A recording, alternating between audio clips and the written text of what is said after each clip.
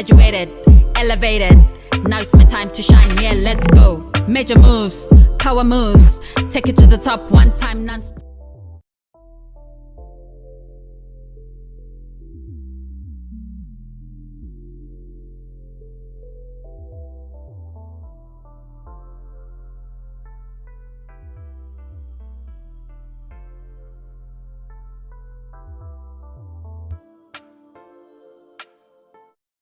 Hello, Prash, and welcome to PhD Hard Talk. It's so lovely to see you again. Thank you so much for your time today. Could you please introduce yourself? And it is Dr. Prash. Let me get that right. Dr. Prash. Could you please introduce yourself? Thank you so much, Noma. It's always a pleasure, sharing my experience, and always a pleasure coming to your channel. PhD Hard Talks has definitely been one of the things I've looked forward to, and I regularly follow it on Twitter and all the channels as well.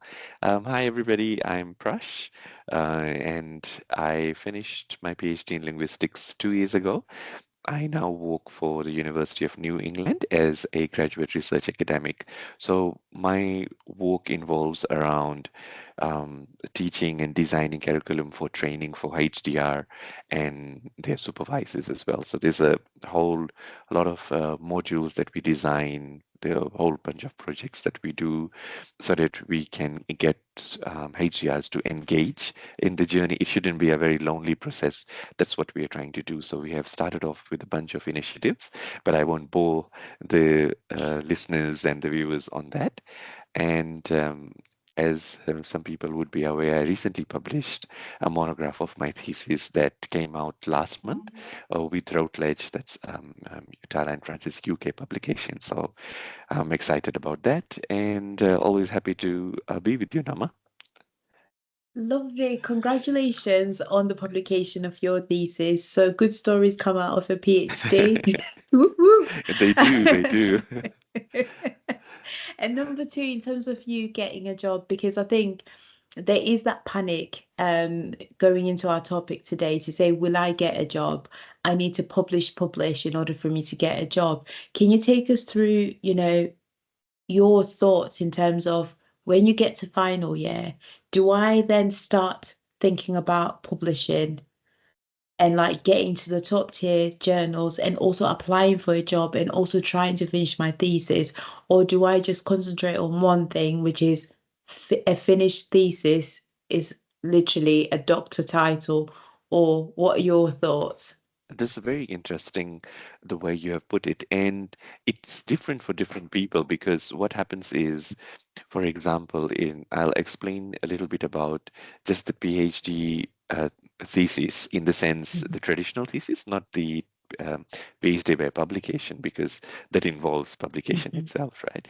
But if you're doing a PhD thesis, which is a traditional way of doing it, my suggestion is, and what my supervisors also said, don't wait to the final year and then say, oh, now I can go through my thesis and see if I can publish 2 papers, 5 papers, or whatever.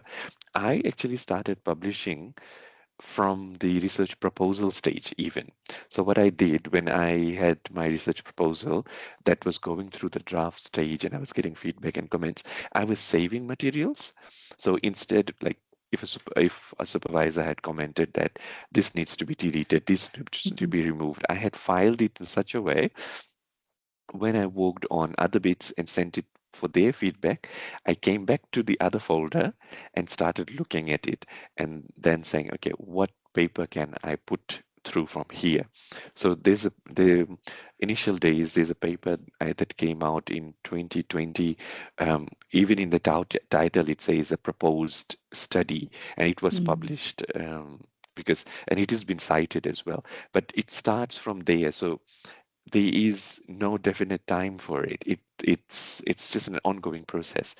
And my advice has always been when you know you have got good materials Mm. and you have accumulated some material that you think can be published into a paper, I would say as soon as you work on your chapter and it goes to your supervision team to give you feedback, come back to this particular paper and start looking at it from there, because if you get into a habit of it, you will eventually make it, like James Clear's book on atomic habits, is it Mhm. sort of resonates with the experience. So you need to get into a habit of doing that. And the interesting thing is, once you work out a paper, it just needs to be about 3,000 to 5,000 words. Mhm. A thesis is 90,000 words, right? So Literally. so if you aim to just say, okay, 3,000 to 5,000 words, my supervisors are looking at my draft thesis, which is going to take them 3 weeks to respond. You have Mm, that 3 weeks slot to focus on this particular paper, even if it means writing 200 words a day. And let's say in the 3 weeks, now your supervision team has come back with the feedback, but you haven't finished the paper. That's fine.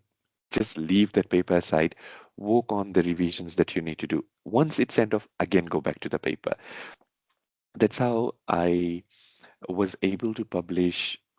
When I finished the PhD, I had already submitted. There were papers in submission, about 4 papers that had already gone for submission, or two had been published within that process, right? But mm, somebody said, like, how did you do it? That's how you do it. You have to slot in time for different activities to do that. One of the papers that, interestingly, I published from the thesis was only one page in the mhm. thesis, but I had presented. I got so tired of talking about my topic, so I decided that I was going to choose something from the thesis that I would Mhm. present at a conference. And it was on positionality, which is core in qualitative research designs. Yes. So I did. In the thesis, it appears to be 1 or 1.5 page. And then I started working on this. It took 2 years to actually get this article really published. It's in a tier one journal that came out in March or February this year. But even though it took 2 years, I was happy Mm. that it did land somewhere. Yeah. And it's in the International Journal of Qualitative Studies. Now, from that 1.5 page that appeared in the thesis, now in the journal it comes to about 12 pages or something like that. So it's not that you pick up a chapter from the thesis and say, I'm going to work on this and I'm going to publish this chapter. It can be even a small section that you can develop into a paper. So Mm. that's what I think people sometimes forget, and they think that, oh, this is not going to be a good enough topic to look into or something like that. Even, for example, if you're talking about, let's say, gender studies, or if your Mhm. thesis is looking at something very different, but you've talked about gender very briefly, do you think you can pick up on that and work on that as a full article? Why not? Why can't you explore that? Mhm. So I would say to do that. And the second part of your question, which talked about like the panic about whether I should find a job and things, Mhm. it's very much related to which stream somebody is choosing. For example, does somebody want to go in academia? Does somebody want to, go into a professional job, work for an organization, be a consultant in that field, or um, for example, science here, we have got a big organization called CSIRO, and they Mhm. take in PhD graduates who work for them. But that's a bit different from academia. Even though the job is similar, it is different in that aspect. So there, I would say you need to, if you're looking at that, you need to have more industry engagement. You need to take up Mm. internships within the organizations, or you need to look for internships within that. But if you are switching to academia, research publication is priority. Of course. You need to publish, you need to present at conferences, and not Mhm. conferences where you're asked to pay billions or a lot of money, but it's not a Mm. recognized conference. So I think um, candidates need to kind of know the difference between which one they Mhm. need to go to, which one is legitimate. How do you know it's legitimate? If it's attached to a university, you know it's legitimate. But Mhm. if it is attached by an organization, and the name sounds very similar to another university, there's a high chance that that's not a real institution Mm-hmm. and you're asked to just present. So I think I would say gearing up for employment after that sort of PhD is sort of the journey starts from the day you do a PhD. It's not that in your final year that's when you wake up suddenly and say, "Oh, I need to look for a job." And Mm-hmm. one thing which I would say is going to be so good for everybody is networking. You need to have the skill of networking. You need to not be modest. You need to put your word out there. I know I hate doing that, but my supervisor, I remember saying to me that you need to go out of being modest. You need to network and tell people what skills you have. You need to tell them what you have done because they listen to it and they if there's something coming up they can always hit you up and say this is something coming up, would you like to see if this works out for you or something. And I've landed in different opportunities with that, whether it be a collaborative research publication, whether it be grant, whether it be job opportunities that has kind of come about because of networking opportunities. So take even when I say networking opportunities, Noma, here I'm not saying networking as it big conferences. Networking can also be going for a morning tea with, Mm-hmm. like just with your peers, or if your department has decided they want to have a morning tea for International Women's Day or something, Mm-hmm. and you're just going along to that coffee, just introducing yourself makes a difference and it makes an impact. And the university culture is like that. If you have good network, you're able to get things, um, to the right people at the right time. So Mm-hmm. Yeah, thank you very much. That was very insightful. And, in terms of the differentiation, whether you're going to industry or you're staying in academia, because I think last time we touched on publications, didn't we? yes, And I was yes, asking, publish or perish, at the time. So now that you've published and you've graduated, you've settled into your position, would you still say, to publish or to perish? What are your thoughts with that and the anxiety that comes with it? I know you've touched on it, but it's just a lot of people are under duress, I think, when it comes to that notion of a 4-star journal, a 5-star journal, because they feel like they'll get a desk rejection, right? And they're always getting this feedback from the supervisors where sometimes they're like, oh, yeah, can you make the amendments? Where? Somewhere in the middle. So, what page is it? Tell me the page at least. you know. So what are your thoughts when it comes I to think that? I think that's a, I think that's a valid point over there. So I started, well, I'm leaving my PhD aside. I'm just going to focus on the publication Mm, bit. I started in academia in 2015, and at that time, um, the university I used to work for, um, people had hardly published papers, or if they did, it were just the professors who were publishing. mhm, The early career researchers without PhDs, they didn't know who to go to. So I had finished a master's by research, and one of the executive assistants in that space that we used to share, he said to me, he said, "Why don't you publish a paper out of this?" Now, mm, when it came to me, I didn't know what a paper meant. Can you believe it? Like mhm. I had no idea. I had been, Wow. doing research, but I knew journal articles to cite here, to do Mhm, referencing, whatever. But when he said publish a paper, it was like, okay, I've been doing research, but now what this person is saying is take this and put it out somewhere in mhm, academia. Like it needs to go to a scholarly journal. But no one was there to hold my hand or say, this is how it's supposed to be done, or this is mhm. how. And if I have removed some of the papers that I published in that year from my Google Scholar because Why? I think I did a very crappy job, and I and I That's think your beginning, though. That's your start.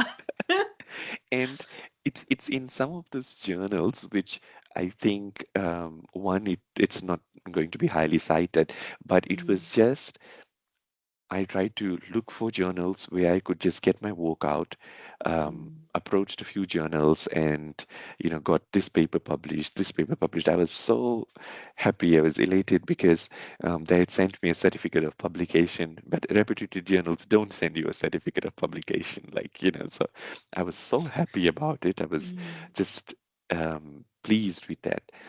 But then I realized that one, they were not in any ranked status, like they were not Mhm. anywhere ranked. Because when our uni started to focus on publication, they started sending us scopers, they started sending us Shimago to just have a look and Yes. see if the journals were there. And I checked, my journal was not there. I had published 2 papers or 3 papers with this journal. So that's when I started to say, okay, now I need to change the direction and start investigating how to go about with it. One, it is very frustrating. So anybody who's out there and thinks that it's going to be, you send it and in a week you're being told that congratulations, this was a brilliant paper, then I think it's definitely a pediatric journal. It's not a journal that is going to just give you feedback right there and then. So I started looking at my target journal, what this journal is going to look at, because journals reject most papers, Mm. and the acceptance rate is very low because they want Mm. quality papers. So some journals, Sure. the acceptance rate is just 2% or 3%.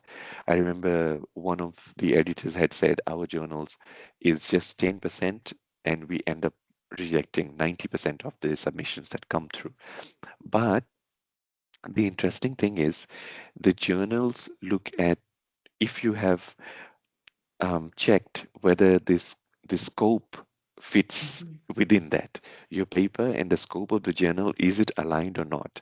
So desk rejection involves this, that Mm. they've seen that, well, your paper is talking about mixed methods methodology, but this particular paper is hardcore, just one, they're just looking at grounded theory methodology. So they're going to sort of be like, well, you haven't aligned it to this. Yeah. Or if they have talked about language education and you have submitted a paper which talks about pure linguistics, it might not align. So it's very important when you start thinking about publication, when you have got the paper, even before you start writing on a paper, just think of um, your common references that you have used and try and look up those journals and see what their scope is. Does it look interesting to you? Do you think you want to publish with them? And then start working on the paper according to that particular journal. But don't get disheartened. So, for example, I finished off a journal paper which was looking at the results from my thesis. Mhm. And my supervisor had a look at the paper and he said, this is probably one of the journals that you should approach. So I sent it off to the journal. Within a week, they rejected it. They said um, that I'm not sure what the reason was. And then my supervisor asked me, "Oh, Prash, what happened to the paper?" And I Yeah. said, "Well, it got rejected from this journal that you had suggested." He said, "Don't get disheartened." I wasn't disheartened because I'm used to Mm. this anyway. So he said it could be that it just doesn't align. So I then took it to another journal, which is in Australia, and it's also to do with linguistics. And they were happy to review it and publish it. So that got published. But that's what it is. Like it's it's about understanding how publications sort of work. Um, you should be ready for desk rejections. And Mm. not only desk rejections, you should also be ready. I've had like a particular paper that was sitting with a journal for about 6, 7 months. And then after the review came back, it wasn't rejected, but what they had said was that it was going to need major revisions. And I then decided to withdraw the paper from there because major revisions meant they really wanted me to rework the paper. So I decided to withdraw and then submit it to another journal. And then when I submitted it to another journal, they sort of again reviewed the paper, but their feedback was on very specific things that I needed to change. Mm. So the trick is that if it goes for review and you're not happy with it, you can redraw the paper from there, and that's when you submit it somewhere else, but not sending it to 10 journals at the same time. Mm. That would be unethical to do. No, I think, touching on the resilient side, you said you've experienced it. How did that make you feel the first time when you received that rejection, and how did you deal with the stress? It's like the first time you get dumped by a partner, it hurts. It's like, oh God, I can't eat. And then it's like the 10th time, it's like, oh, So That's how did you deal with it? that's a very interesting way to put the example. 10th time, oh God, Noma. So that's that's that's a bit extreme, but maybe you're looking for the perfect gentleman, or whatever. Oh, But but I'm picky. That's what it is.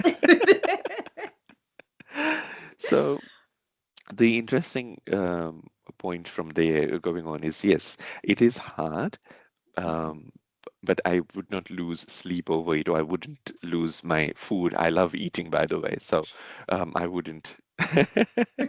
So yeah, the first few papers were like that. It was just, okay, what should I do now, or how do I go about with it? Yeah. Um, when you have desk rejection, that's very different from a paper that has gone through review and then rejected, because the paper which has gone through review and then rejected has got ample feedback. You get to know why it has been rejected. They'll specifically point out that your experiment was not aligned, or your experiment needs to be redone, or the methodology you have used does not speak to your findings, or you haven't clearly outlined how this is original contribution. But that is after the review when it's been rejected. If it is desk rejection, which happens to a lot of people, Mhm. that's hard because they just say that we are not sending this out for review because we feel that it will be rejected, or we feel that these are the bullet points, which is very generic, by the way. They will put just bullet points and say this would be the reasons why your paper has been rejected, whether it is to do with grammatical errors, or it wasn't proofread, or whether it is that it's completely off topic and doesn't go with what the journal promotes. And that is hard, but Mm. what I looked at from the positive angle was, maybe this is not the right fit. Maybe there's a particular journal out there, and I'll probably get into it. So I'll tell you something that's happening at the moment. I'm Mm. working on three different papers and it's all collaborative. I've got one paper I'm collaborating with a colleague here.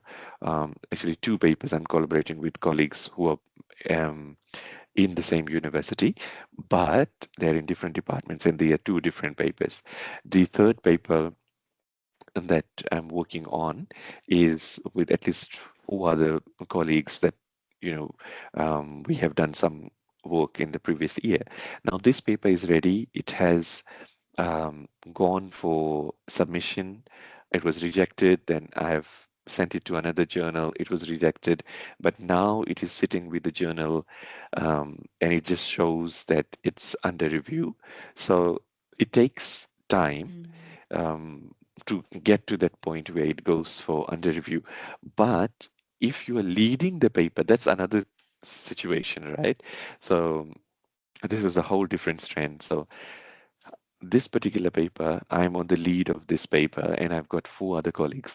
So Mm. for me, because been doing it for the last 10 years, I know when the rejection comes, so I know what to change or how to approach it. But there are colleagues who are seeing the emails, and Mm. I've had to have like multiple meetings to just tell them, please remain calm. This is to tell them that this is how it works. Mm. It's not going to be, don't think, because of course they have worked really hard, and Mhm. the journal that um, well, the paper itself is about 8,000 words, and I'm very stubborn. I'm not going to reduce it until the journal says we are okay to publish it, but please reduce this section, that section. So, and you get stubborn. You get stubborn Yeah. with the process as you go along, because the the paper that I published in March, one of the points of the reviewers was that I needed to change the structure of the paper. And in my reviewer comment, which I put there, I said, this paper is not a conventional paper. It's a bit different. It's more theoretical than Mm. a paper that's going to have so much data and so many results to Mhm. report. So I said, I'm going to stick to this method. And they were fine with it, because Mm. you put yourself out there. You have to be stubborn. Um, you have to be rational, needs to be there, I would say, Yeah. logical in terms of Mhm. arguing those points. So I would say, um, there's a rejection or review after that. Um, Always have a plan B to it. And plan B is, okay, let's not look at this paper. Leave it for a day, leave it for 2 days. And that's what I do. I leave the paper because I'm constantly working on projects. But next year, hopefully, I'll slow down a little bit. But so you take a step back, just leave it for that week and come back to it Mm. later.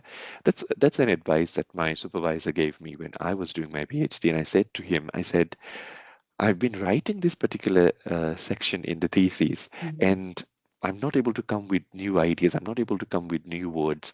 What should I do? And he said, that's the thing that tells you two things you need to do. One, Mhm. you need to read something else and then come back Mhm. to it. Two, you need to take a break. You just need to go for a walk. You just need to go for a coffee. When you come with fresh eyes, when you come with a fresh mind, that's when you'll start to look at what else can I do to, Of course. so.